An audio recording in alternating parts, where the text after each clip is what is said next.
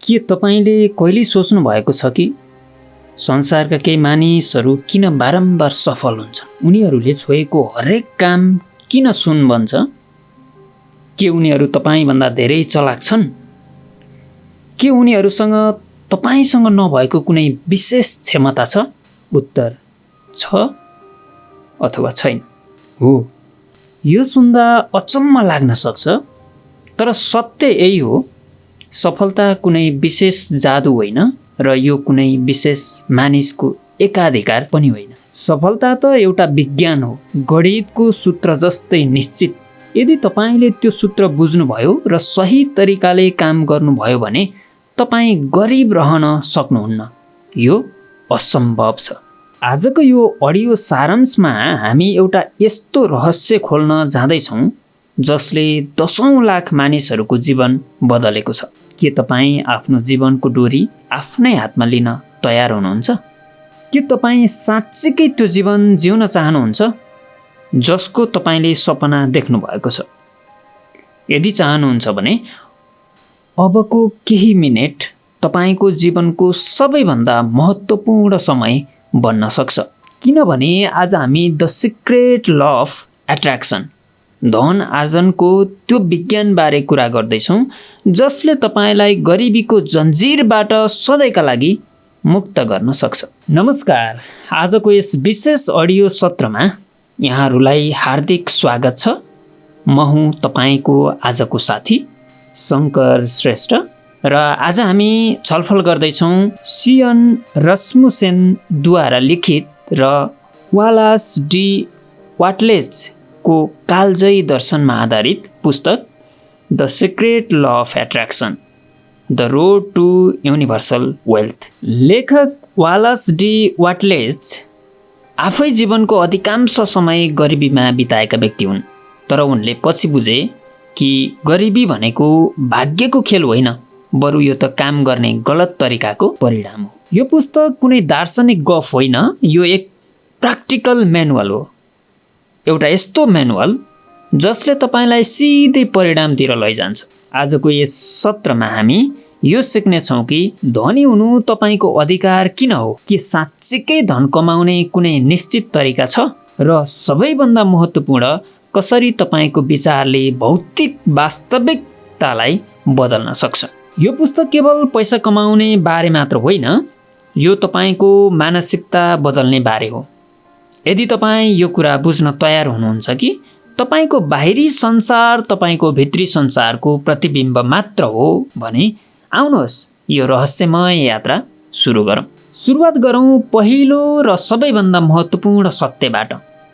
धनी हुने अधिकार। समाजमा गरिबीलाई महानतासँग जोडेर हेर्ने चलन छ, तर वाटलेज भन्छन् धनी नभई तपाईँ आफ्नो पूर्ण क्षमतामा बाँच्न सक्नुहुन्न। मानिसको विकासका लागि भौतिक स्रोतहरू जस्तै शिक्षा, स्वास्थ्य र आराम अत्यन्तै आवश्यक छन् र यी कुराहरू प्राप्त गर्न तपाईँलाई धन चाहिन्छ। त्यसैले धनी हुनु चाहनु कुनै अपराध होइन, यो त तपाईँको प्रकृतिको माग हो। अब प्रश्न उठ्छ, धनी कसरी हुने? लेखक भन्छन् धनी हुनु भनेको एउटा विज्ञान हो, जस्तै बीजगणित। यो कुनै संयोग होइन। यदि तपाईँले निश्चित तरिकाले काम गर्नुभयो भने तपाईँ निश्चित रूपमा धनी बन्नुहुन्छ। यो समान कारणको समान प्रभाव, लाइक कज प्रोड्युस लाइक इफेक्टको नियम हो। मुख्य सिद्धान्त एक, think in a certain way.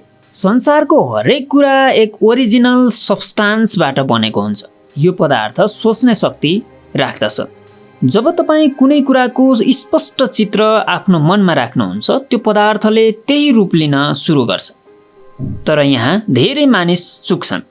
उनीहरू गरिबीको बारेमा सोच्छन्, अभावको बारेमा सोच्छन्। याद राख्नुहोस्, तपाईँले जसको बारेमा सोच्नुहुन्छ त्यही कुरालाई आकर्षित गर्नुहुन्छ। धनी हुनका लागि तपाईँले अभावको दृश्यलाई मनबाट हटाएर प्रचुर अबाउन्डेन्सको स्पष्ट चित्र आफ्नो मस्तिष्कमा स्थापित गर्नुपर्छ। दोस्रो सिद्धान्त, द ल अफ ग्र्याटिट्युड। तपाईँको मस्तिष्कलाई त्यो ओरिजिनल सब्स्टान्ससँग जोड्ने एकमात्र कडी भनेको कृतज्ञता हो। यदि तपाईँ आफूसँग नभएका कुराहरूको गुनासो गरिरहनुहुन्छ भने तपाईँले त्यो कडी तोडिरहनु भएको छ। तर जब तपाईँ आफूसँग भएका ससाना कुराहरूका लागि पनि कृतज्ञ हुनुहुन्छ तब तपाईँको मस्तिष्कले सकारात्मक सङ्केत पठाउँछ। कृतज्ञताले तपाईँलाई प्रतिस्पर्धाको मानसिक अवस्थाबाट बाहिर निकालेर सृजनाको अवस्थामा लैजान्छ। सिद्धान्त 3 कार्य गर्ने तरिका। The certain way to act. केवल सोचेर मात्र तपाईँ धनी हुनुहुन्न। तपाईँले अहिले जे गरिरहनु भएको छ त्यही काममा आफ्नो पूर्ण क्षमता लगाउनुहोस्। तर ध्यान दिनुहोस्, कामको मात्राले भन्दा कामको गुणस्तरले महत्त्व राख्छ। हरेक कामलाई यति सशक्त तरिकाले गर्नुहोस् कि त्यो काम आफैमा एउटा सफलता होस्। अनि अर्को कुरा, प्रतिस्पर्धा नगर्नुहोस्। अरूको पैसा खोज्ने वा अरूलाई हराएर धनी हुने होइन, अरूलाई तपाईँको सेवा वा उत्पादनबाट फाइदा पुर्याएर धनी हुने सोच्नुहोस्। तपाईँले अरूलाई जति बढी युज भ्यालु दिनुहुन्छ त्यति नै बढी धन तपाईँतिर आकर्षित हुन्छ। केस स्टडी र उदाहरणहरू। एक गरिब विद्यार्थीको उदाहरण ल्याउँ। उसले सुरुमा आफ्नो कोठाका लागि एउटा गलैँचा र हिटर मात्र सोचेको थियो। जब उसले ती कुराहरू पायो तब उसको विश्वास बढ्यो। उसले आफ्नो पुरै घरको नक्सा मनमा कोर्यो र केही समयमै त्यो सपनाको घर उसको वास्तविकता बन्यो। यो कुनै जादु थिएन, यो केवल स्पष्ट चित्र र अटल विश्वासको परिणाम थियो। तपाईँको वरपरको वातावरणले तपाईँलाई गरिब बनाउँदैन, तपाईँको सोचले तपाईँलाई गरिब बनाउँछ। आफ्नो सोचबाट गरिबीको दृश्यलाई मिल्काउनुहोस् र सफलताको दृश्यलाई त्यहाँ बसाल्नुहोस्। साथीहरू, हामी आजको यस अडियो यात्राको अन्त्यमा छौँ। सम्झनुहोस्, यो केवल एउटा पुस्तकको सारांश होइन, यो तपाईँको भविष्यको नक्सा हो। आज तपाईँले 3वटा मुख्य कुराहरू लिएर जानुहोस्। ब्रह्माण्डमा प्रचुरता छ, अभाव तपाईँको सोचमा मात्र छ। 2, तपाईँको हरेक विचारले वास्तविकता निर्माण गरिरहेको छ, त्यसैले सचेत रहनुहोस् है। 3, काम र विश्वास दुवैको सन्तुलन बिना सफलता अधुरो छ। आजदेखि अहिलेदेखि आफ्नो मानसिकता बदल्नुहोस्। असफलताहरूलाई विगतमा छोडिदिनुहोस्। आफ्नो सपनाको एउटा स्पष्ट चित्र कोर्नुहोस् र त्यसलाई हरेक दिन कृतज्ञतापूर्वक हेर्नुहोस्।